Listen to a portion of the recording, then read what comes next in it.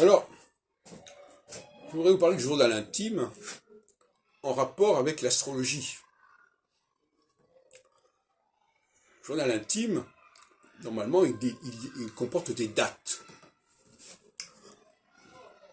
Tel jour, j'écris ceci, voilà, je pense cela.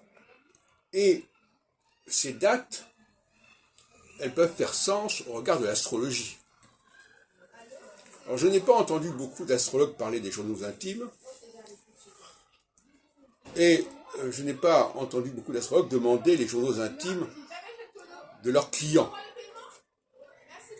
Or, c'est un témoignage, c'est un document absolument essentiel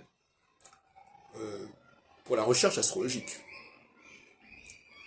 Autrement, on est dans des vagues souvenirs qui sont repensés, reformulés avec le temps et qui n'ont pas beaucoup de valeur.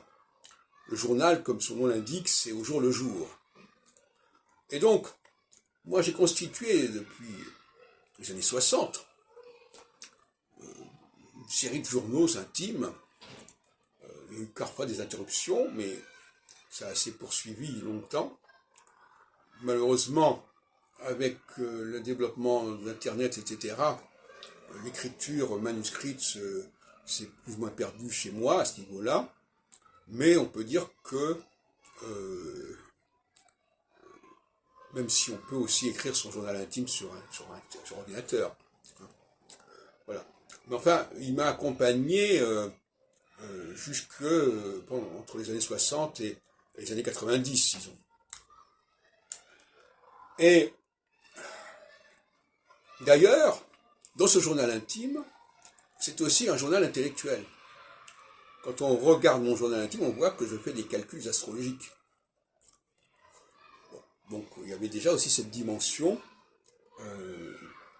non seulement d'étudier ce que je disais dans mon journal intime au niveau intime, mais aussi mes réflexions du moment sur l'astrologie et sur les cycles astrologiques.